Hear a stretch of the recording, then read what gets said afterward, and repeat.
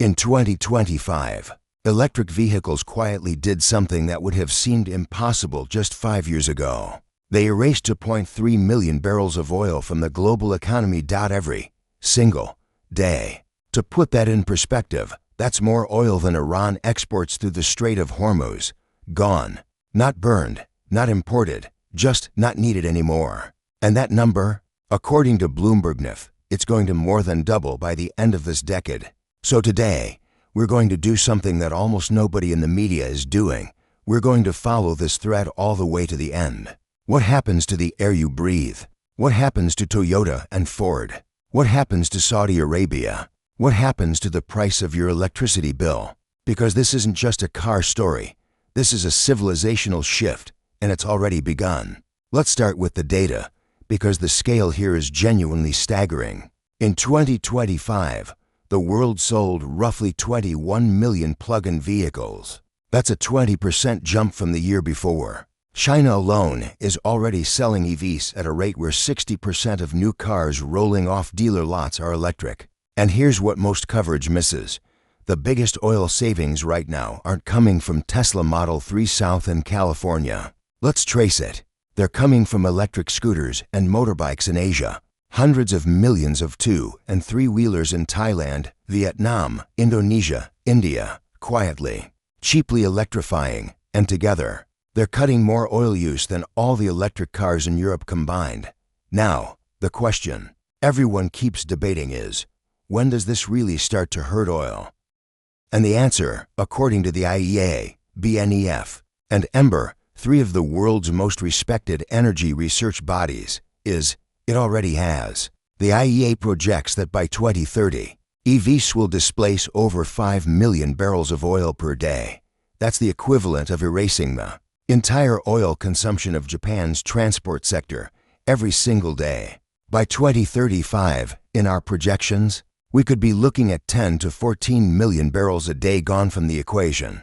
By 2040 to 2045, over 20 million barrels a day in an accelerated scenario. The oil industry isn't dying tomorrow, but it is entering something it has never experienced before: structural, permanent demand destruction. And that single fact sets off a chain reaction that touches virtually every corner of the global economy. Here's the one that hits closest to home, literally. Transportation is responsible for a massive share of the fine particulate matter and nitrogen dioxide choking the air in the world's cities, the stuff that causes asthma, heart disease, and shortens lives.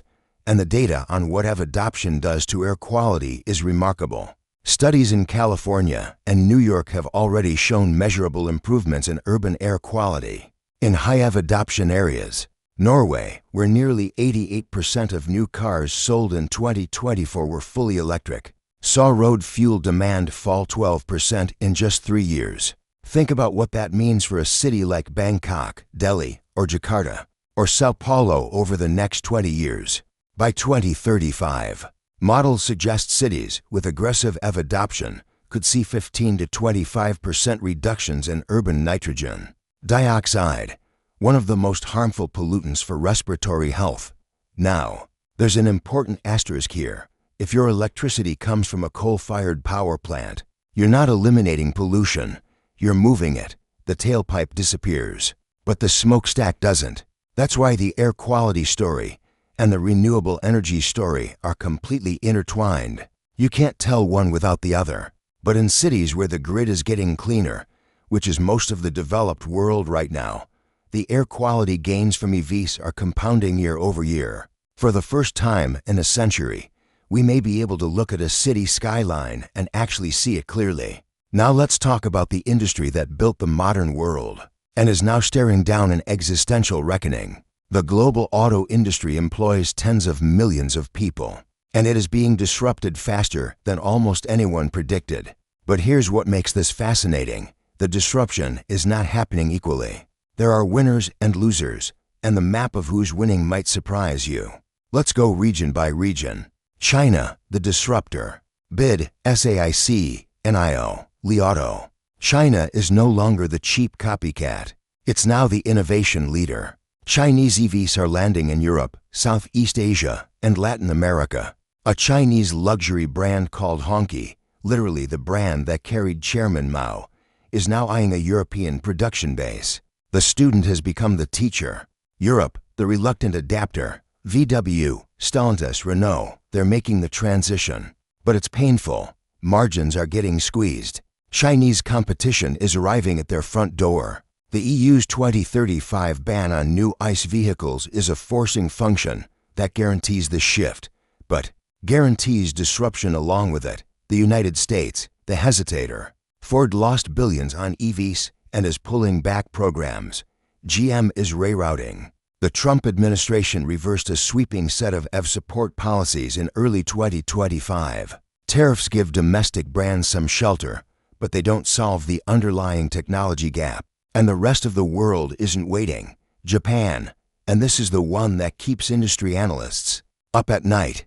Toyota is the most profitable and respected automaker in history. They built the modern hybrid. They have the deepest manufacturing expertise on Earth, and they are dangerously behind on battery electric vehicles. Japan's domestic EV share in 2024, 3%. The entire Japanese strategy has been hybrids first, and that bet has been spectacularly successful financially, but it may have allowed a fatal gap to open up. Millions of Japanese workers, from assembly line workers to parts suppliers, depend on the ICE ecosystem. Toyota's supplier network alone is one of the largest industrial ecosystems in Asia. If Toyota doesn't close the EV gap in the next 5 to 7 years, we could be looking at one of the most dramatic industrial collapses in peacetime history. And it wouldn't just hurt Toyota's shareholders. It would reshape the economic geography of all of East Asia. Here's the plot twist in the energy story that most people miss. The EV revolution isn't just consuming energy. It's helping fix one of the biggest problems in clean energy. The problem? The sun doesn't always shine. The wind doesn't always blow. Renewable energy is abundant and cheap, but it's intermittent. You need somewhere to store it. And for decades, that storage problem has been the single biggest obstacle to a clean grid. Enter 200 million EV batteries sitting in garages and parking lots across the world by 2035. Imagine a future, and this is already being piloted in countries like the UK, Japan, and the Netherlands, where your car isn't just using energy from the grid. It's feeding energy back to the grid when demand peaks. This is called vehicle-to-grid, or V2G. And combined with purpose-built grid storage, it creates a distributed energy buffer that makes renewables far more viable. By 2040, EVs could represent the single largest battery storage asset in the world. Meanwhile, the massive demand from EV manufacturing is doing something to battery costs that economists call a virtuous cycle. The more batteries we make, the cheaper they get.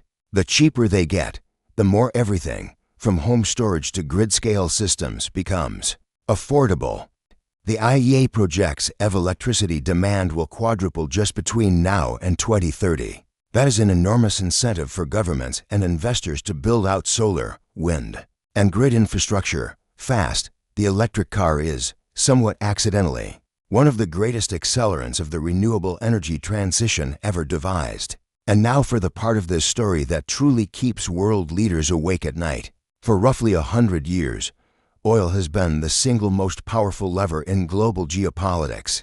Wars have been fought over it, alliances built around it, entire governments propped up and toppled by the price of a barrel. What happens to the world order when oil stops being the prize? Let's start with the obvious, the petrostates. Saudi Arabia needs oil above roughly $70 to $80 a barrel to balance its national budget. Russia needs it even higher. Some estimates put the break-even closer to $100 with current war spending. As EVs shave millions of barrels per day off demand, the price floor for oil gets increasingly hard to hold. OPEC can cut production. You need somewhere to store it. This creates genuinely dangerous instability.